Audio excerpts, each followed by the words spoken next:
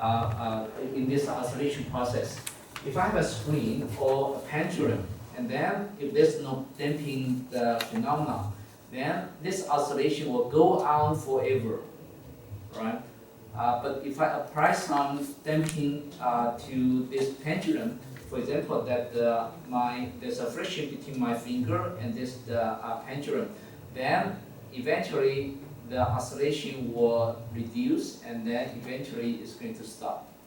Okay, so this is the role of this damping constant. So in the practical case, there's always such a damping constant. All right. So we have the real plot that given by this expression. If we go back to the original last page, and then we end up having these results. And there's a real plot, there's an imaginary plot associated with it. And we want to understand it, okay? So we plot this as a function of frequency, and then we plot this as a function of frequency. Turn out that for the real plot, you have such a curve. Okay, you have such a curve, and right at the resonance, your real plot is equal to 0. Okay, there's no real plot when you decide right at the resonance. But then your imaginary plot, in fact, will peak at the resonance. So this means somehow the energy absorption is more relevant to this imaginary plot. And indeed, later you're going to see that if I don't have this damping term, then the system is going to go on forever like this. Okay. And there's a line width associated with this. This imaginary plot, in fact, is more relevant to the damping plot, because it turns out that if we calculate this line width, if we calculate this the width of this, and this is a frequency, then the width of this is exactly equal to the damping constant. So it means that if there's a damping process in the oscillation, you open up some window for the excitation to be absorbed. Okay, and the magnitude of this is weighted by 1 over gamma. So this means that if you have some damping value, this cannot go up to infinite. Okay, imagine that you have excitation and oscillation for this pendulum, and if there's no damping, there's no way to take away the energy from this pendulum, and then I continue to excite, what will happen? Well, the amplitude of this oscillation will go to infinite.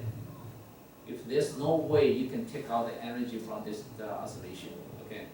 And then of course in real case, the strong amplitude is going to excite all kinds of nonlinear effect in the environment, and then eventually stop it, okay? But we are talking about linear system at this moment. So think about that when you plot the real plot and imaginary plot, you can see a lot of characteristics associated with it. Okay. Number one, right at the resonance, the real plot gives you no value. Okay. And there's a certain width before and after it.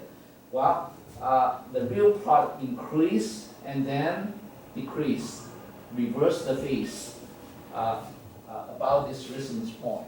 And in fact, this is going to tell you how the normal dispersion and also anomalous dispersion will happen in the material. Okay, remember that the material with normal dispersion, the high frequency plots is going to be has a large value of the refractive index, and that is the quiz question number 1. Blue light has larger refractive index, okay, in a normal dispersive material, and then red light has a lower refractive index for such a material. Okay, and you see that indeed the response of the dipole is a function of frequency. Sometimes it goes up, sometimes it goes down, and the tendency is different, right? For this plot, if you increase the frequency, this value increase. So this plot, in fact, represents the material with normal dispersion. But when you increase the frequency, and then the amplitude of this kind, the real plot of it, in fact, will approach this value. So you see that if you take the magnitude of it, then you flip this up, then the refracting index in fact drop over high frequency. And we're going to come to this point on the next page, okay? But for this plot, it's going to be responsible for the absorption of the energy, okay? But there's certain width defined by this damping constant. So if there's a damping constant, if there's a damping mechanism in the process, then there's a certain bandwidth for the system to absorb the energy, okay? But then the magnitude cannot go up to infinite because the magnitude is inversely proportional to this gamma coefficient. Gamma is the width of the line width. We call this the Lorentz line shear function. Right, so this is more or less the concept about the real part and imaginary part for electronic accessibility. Any question? All right, we haven't yet made a connection between this and this. Okay, we haven't yet made a connection between this and this, but we're going to see it in a moment. Okay, we are trying to understand this. Right, so let's go to a specific expression. Now we make a connection. Your square of your refracting index is equal to the epsilon r. Epsilon r is equal to 1 plus pi e. So you construct the full expression for your refracting index. That is how you connect the refracting index with the dipole response. And then you fully understand refracting index basically is the response of the dipoles in the material.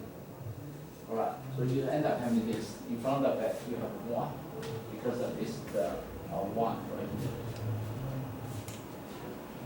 And now, let's think of how this the dipole response will affect the propagation. Well, previously we have this propagation term. In the lossless system, we say k is a wave number, that is a real number.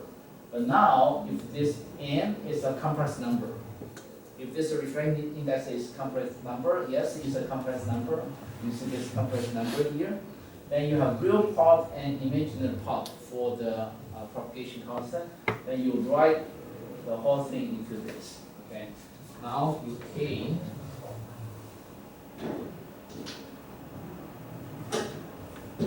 K now has a real part and imaginary part. So we have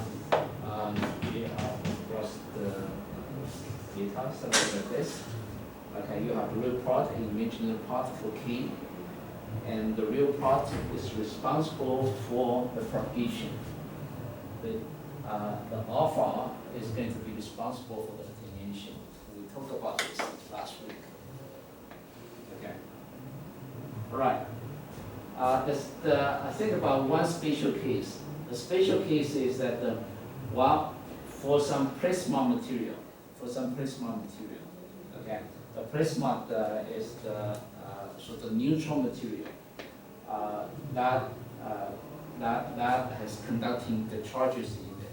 Okay, and so there's a lot of everybody saw this before, right? The prisma ball. In fact, if this is not a LED light, previously this is the prisma tube. If you send electrons through the mercury lamp, mercury vapor, then you excite the UV light, and then the UV light will instant on some fluorescence material to produce this white light. Okay, so you can turn an air into conducting material by ionizing the electrons, and so this is a prisma ball as a toy you saw before, right? And in this prisma ball, there's a lot of electrons and also ion, and they can move free. Okay, so this means that the electron is not bonded to the positive charge. They are sort of no resonance. So you take out the resonances omega 0 from this expression. So you take it out, and let's assume that there's no damping. Okay, and you still have, you end up having this refracting index given by this equation. Basically, the first thing is that you take out the resonance because there's no bounded charge. Electrons are free to move. So there's no resonance. You take out this. And then you assume to the first order, there's no damping, there's no collision between electrons and also the ions, then you end up having this situation. So your refractive index now is given by this expression, less than 1. So the refractive index can be less than 1. Okay, the consequence is that if you have a refractive index less than 1, your phase velocity can be larger than the speed of light. But we said that the phase velocity is not the velocity of the energy. So phase velocity larger than speed of light does not violate anything. Okay, does not violate anything.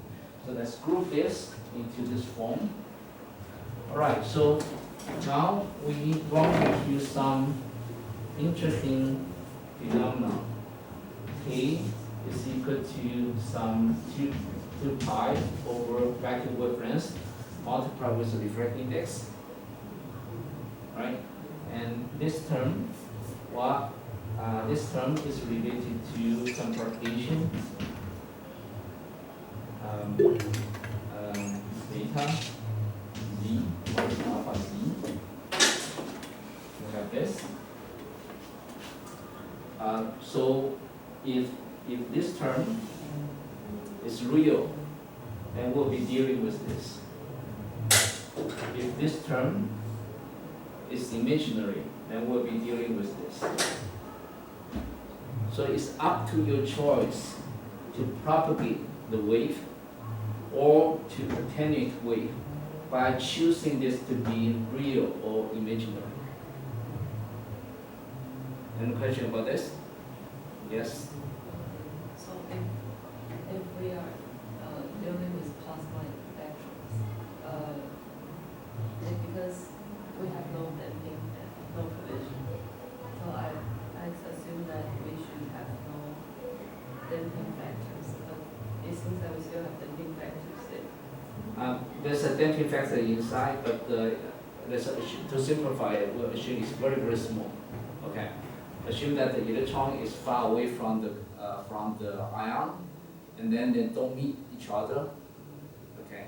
To first order is correct if the electron is far away from the ion, and they don't meet with each other, so they don't collide.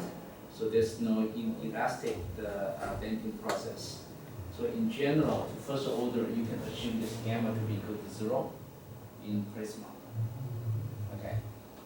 And without a resonance, without damping, we come up with such an expression.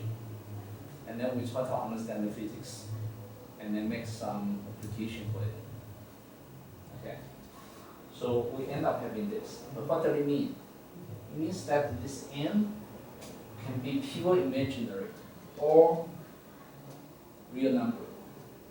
Because we need to take a square root. We'll have n equal to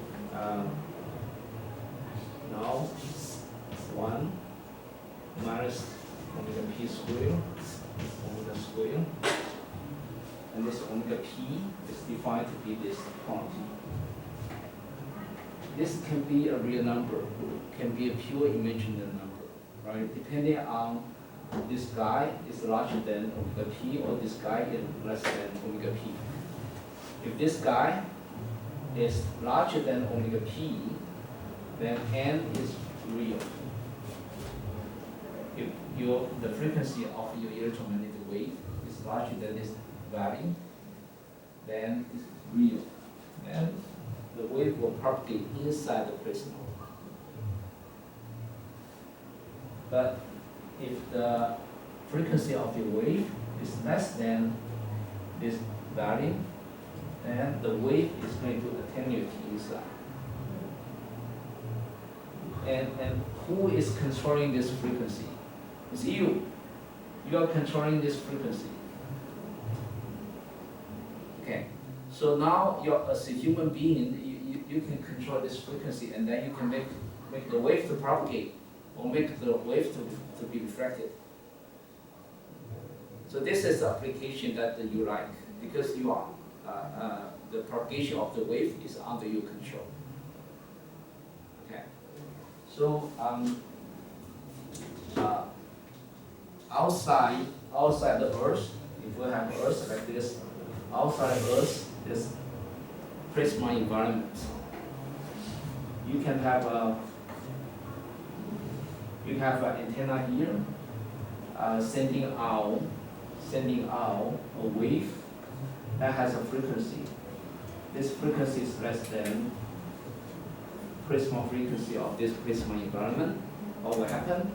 This wave will come down, will be reflected, because it cannot penetrate into the prisma environment.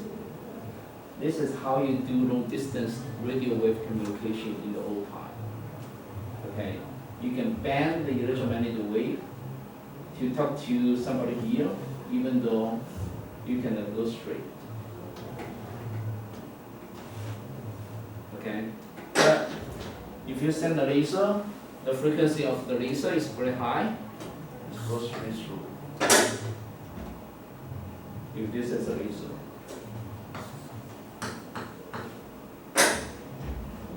But it's up to your choice for your application. And this simple expression tells you the physics. Okay, very powerful concept. Okay, and some radar in fact can see over like 1/3 of the Earth. Why? Because of this. Because of this, you can install radar here and then detect some fighter jet coming up behind the Earth. So this is how powerful that you can detect something in the back of the Earth. All right, so this is the prisma frequency and also the prisma refracting index from this equation. Now let's go back to some optical materials. Well, for optical materials, there could be a lot of spring dipoles, a lot of dipole springs inside the material. It's not just this oscillation. It can also go up oscillation like this, or go up oscillation like this, or even do rotation in gaseous materials. So there will be a lot of dipoles with different resonances. And each dipole oscillation has a strength associated with it. And in the end, it's a linear system. So you add up all this into your equation.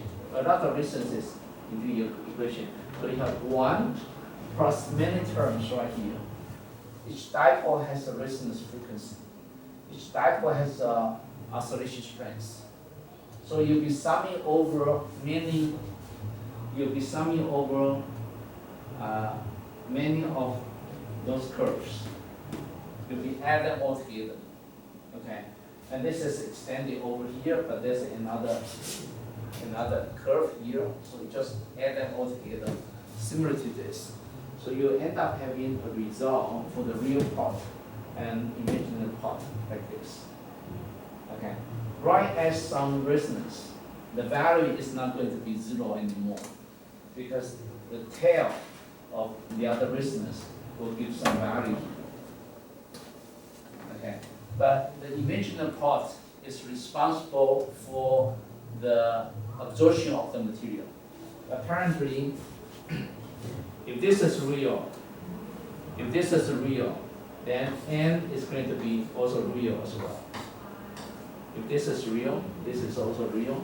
But if you have a imaginary part associated with this is going to be a complex number. N is going to be a complex number if this chi E has the imaginary part. If you have a complex number, then this means that your K will be a complex value. So this will have real parts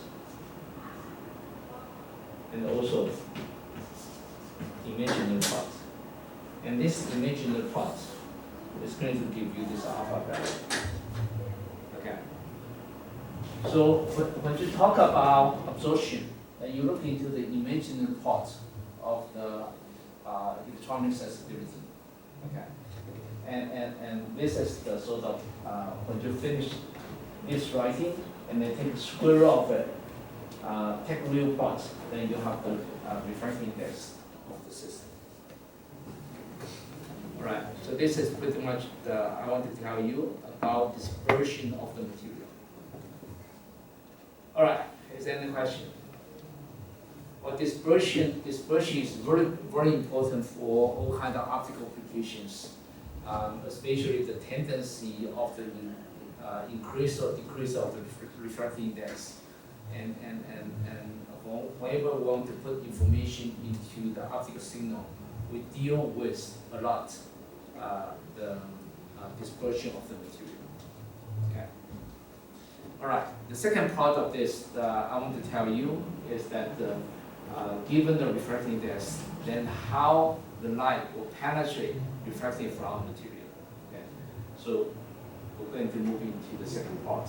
Suppose that you have a direction material here and here. You have two direction materials forming an interface. Some of the light will go through, some of the light will be reflected. And the value of the refractive index determine how much you can penetrate, how much you get reflection. Okay, so this is from the basic electromagnetic wave. You learned it before, right?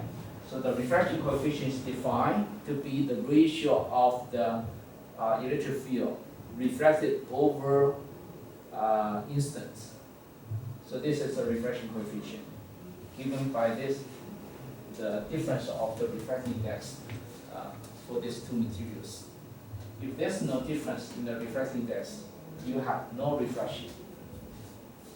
So this makes sense to you, right? Then in optics, we further define reflectance because we care more about the power ratio in a lot of applications. So the reflectance is given by reflection power versus incident power. That is the square of this. And if these two materials are lossless, then we basically square this to get your reflectance. So this is easy for you. Now, we use a lot of glasses. We use a lot of glasses in optics. A lot. So we need to have a basic sense about how much the light will be reflected. So suppose that I have light incident on this along the normal direction, roughly 4% of the power will be reflected. If you put the reflecting index 1.5 into this calculation. Okay, this is the air, this is the glass. So on the normal instance, upon normal instance, you get about 4% reflection. And this is very useful when you talk about engineering. Okay. And sometimes the people are very picky. They want to avoid the 4% reflection. For example, from your glasses, and they will apply some direction layer on these glasses to remove this 4% reflection. So you get more light into your glasses. Okay, but this is sort of common sense thing. You want to get it all the time. All right, any question? Well, later we're going to talk about more complicated part. Now we just look into the normal instance. For normal instance, everything is symmetric about this axis. So the electric field direction is understood on the transverse plane of this axis. And whether or not the electric field is along this direction or along this direction, it does not break the symmetry. So we don't care about the electric field direction in this discussion because it's symmetric about an axis of the propagation. Okay. So the electric field can be along this direction or any other direction on the transverse plane. So in this discussion, we don't involve any polarization. And then the transmission coefficient, if we define the transmission coefficient based on the same concept as the reflection coefficient, then we end up having the transmitted electric field in the numerator. and then you have instant electric field with nothing into it, okay? And then you end up having this expression. But be careful that the transmittance is not going to be the square of this. Be careful. This is just the transmission coefficient based on the field ratio. When we talk about energy conservation, it's an instant power equal to the refractive power plus the refractive transmitted power, right? It's based on this expression. This is the instant power with the intrinsic impedance here, and then this is the refractive power with the intrinsic impedance of the first material.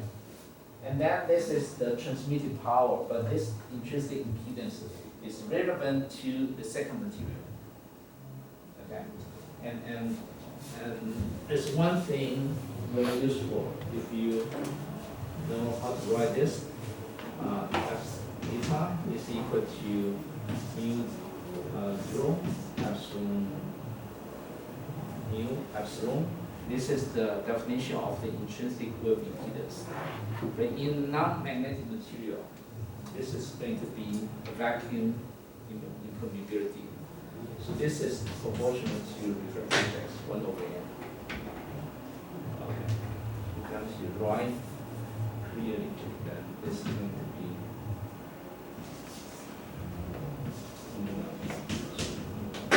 like this. So in the non-magnetic material, this eta is going to be inversely proportional to n. Okay. So you can convert this expression into this one. Just write the refractive index. And then you see that this is R. This is R. So if you define based on the energy conservation, if you define R plus T equal to 1, based on energy conservation, okay, this is the P refracted, P instant, plus P transmitted, P instant equal to 1. This is the energy conservation, right? All right. Then you have this expression. So this means T right here is not going to be the square of small t. It's going to look like this. It's the square of the small t modulated with this term. So be careful. So one thing I want to tell you clearly that this t is not equal to the square of your transmission coefficient. No. Okay. And t is called transmittance. It's a ratio. It's a ratio of this. Ratio of the transmitted power over the instant power. So this T is used quite often in optics. R is also used quite often in optics. But small t is used very often in electromagnetic wave, not quite optics. Okay. Any question about this? So in optics, you pay attention to this. Okay, and then we try to avoid using this small t. Okay. Okay. All right. So this is the transmission coefficient, reflection coefficient upon normal instance. But then now we need to really look into if I have a line going in this direction, what will happen? Okay, what will happen? In fact, I want to wake you up a little bit. I have a mouse for my laser pointer. And then assume that I have prism. It's me, but oh, okay. Let me just use the grandfather's magnified lens like this. This is the glass material. Okay. So I can transmit lasers through it. You see a green light over there. then, in fact, you see some light falling onto my body. Right? You see some light falling onto my body. And then I can ask you, well, number one, I don't want to damage my eyes. I have multiple spots oscillating back, sort of bouncing back and forth inside. So it's multiple stuff. And then you check some data sheet that, well, this laser can damage your eyes. But with some power label, this laser is safe to your eyes. And so you start to estimate whether or not it's dangerous for me to do this experiment for myself. But a quick check is that this refreshing coefficient, the refractance is 4%. This guy is about 10 milliwatt. 4% of this is in the range of microwatt, like 100 microwatt. So in fact, the light refracted into my clothes is only about 100 microwatt. So it's safe. And the second dot that appears is a reflection from the wall. No, it's a reflection from the second surface. Ah. There are two surfaces. And so you can estimate how much is. So there are two surfaces, right? The first reflection is 2%. And on this, you have transmission of 96%. And then you have second reflection is 4% of 96%. But with this, you have another reflection of 4%, and this is 96% transmission within this surface. So totally for the second dot, you have 96% multiplied with 4%, multiplied with 96%. So totally this could be about 3%, 3 point something percent coming back for the second dot, the second laser. Okay. So this is sort of I put it into my eyes. So this is sort of live demonstration that you see laser light that is not here. Okay. But now let's continue a little bit.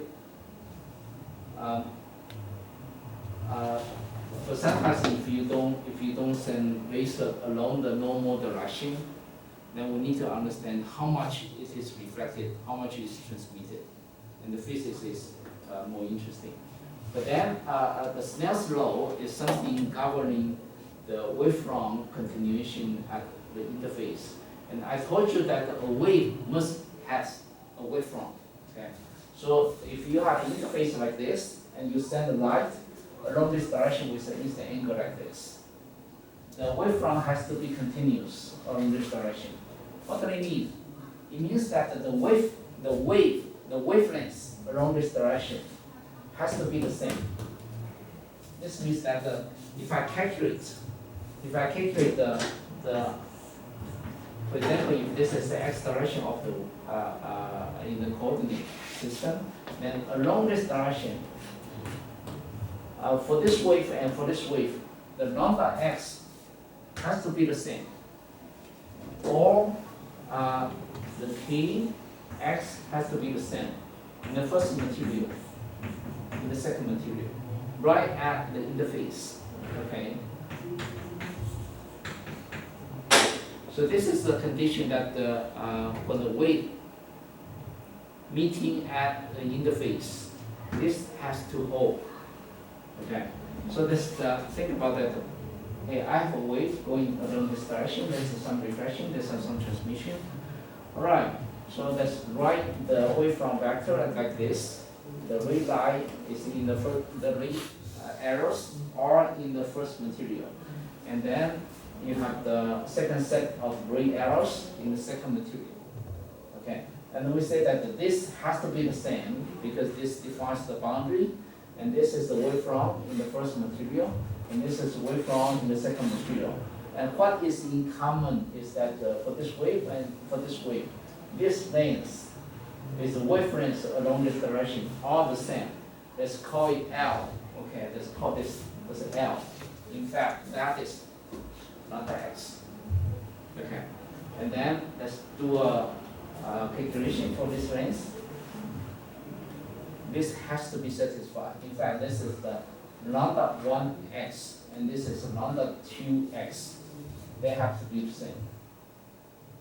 And lambda 1, 2 are the wavelengths in the 1 and 2 materials.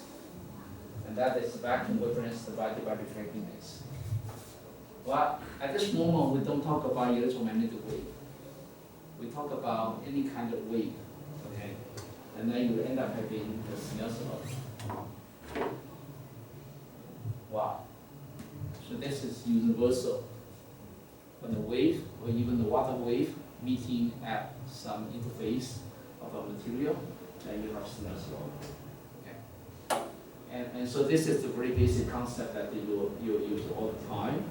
And there's also the requirement for the wavefront continuation. If you just apply it in the first material, then you have the Snell's law of refraction. The instant angle equal to refraction angle. This is not to be taken for granted.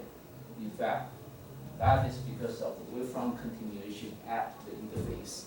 Okay. And then in the first and second material, then you have this equation. So this is quite simple, but I hope that you catch the physics. That is what this result is based on the wavefront continuation at the interface. Okay. So you see that the wavefront is not broken, it's still continuous. It's still continuous. All right. Well, for this Snell's law, there's important consequence called total internal reflection. Total internal reflection. So if you look at this, if N1 larger than N2, if N1 larger than N2, this theta t is going to be larger than theta I, because sine function is a monotonic increase function, right? But if this one is larger than this one, then this has to be less than this one. This means that if N1 larger than N2, this angle has to be less than this angle. So when I draw this, you already understood that N1 is larger than N2. Well, if N1 is less than N2, then the refracted line, the transmitted line, is going to go down like this. Okay.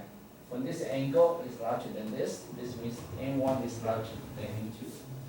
So if I continue to increase this theta I, what will happen? Let's continue.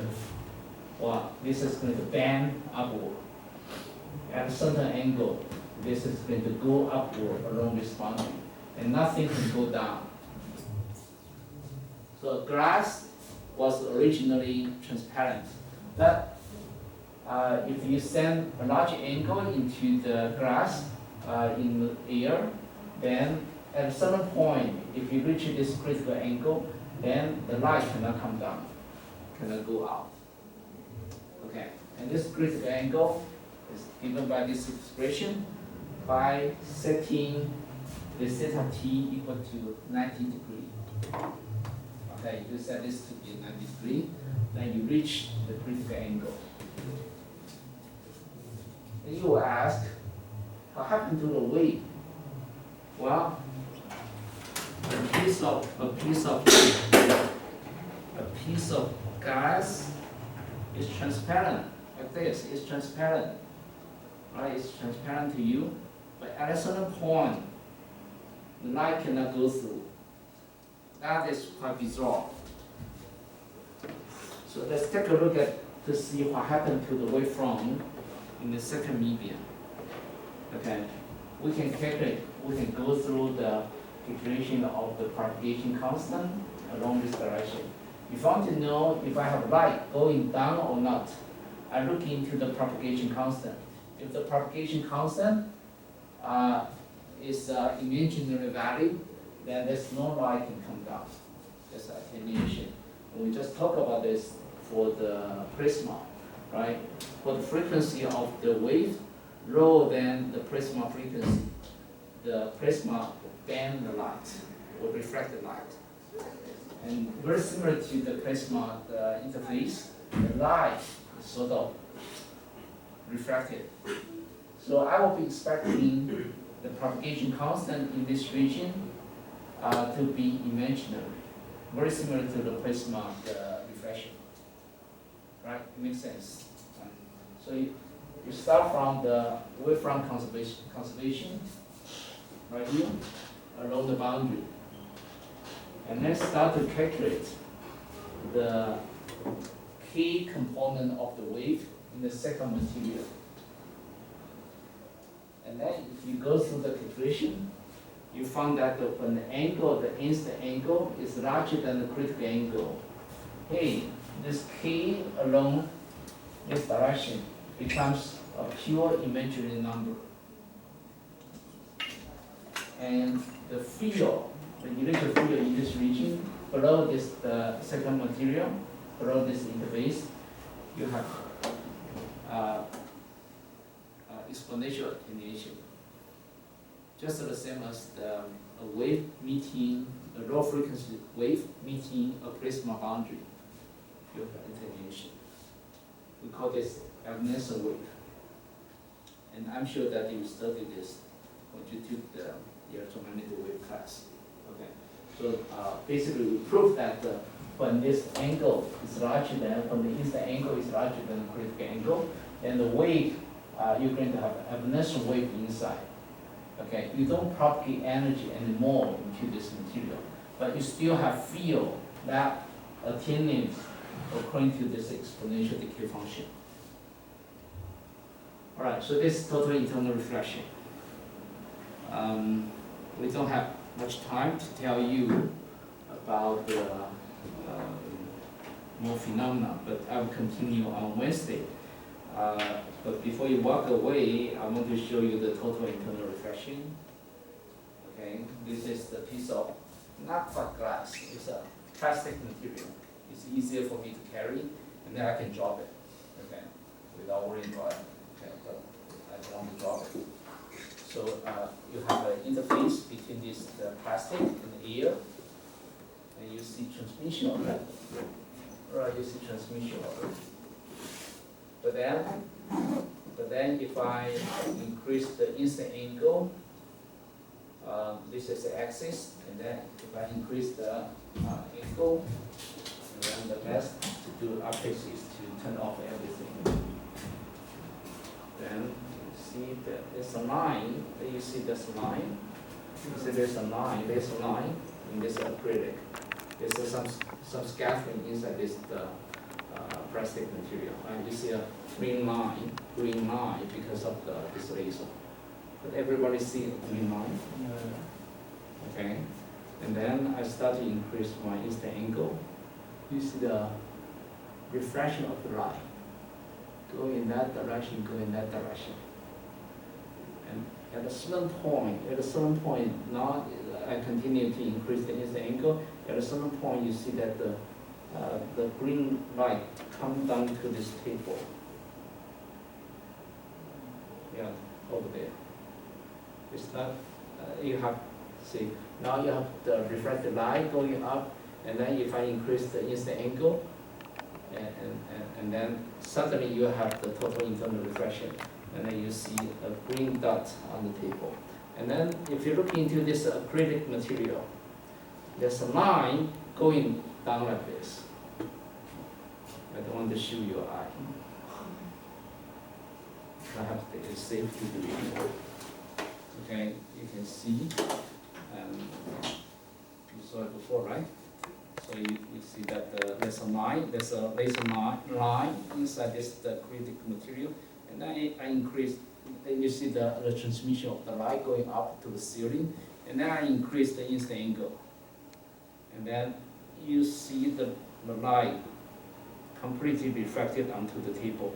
And then in fact, inside the acrylic material, you see a line going this direction. There you can see it. So this is total internal reflection. It's interesting that this phenomenon so universal, is so universal, and then the people use it to guide optical signal inside an optical fiber and win a Nobel Prize. It's so simple. It's so easy to get a Nobel Prize, Michelle, you can get several of it. All right, so this is the demonstration for the total internal reflection. I will see you online on Wednesday and continue to finish this part of the lecture. And also be prepared that you could be called to do some review.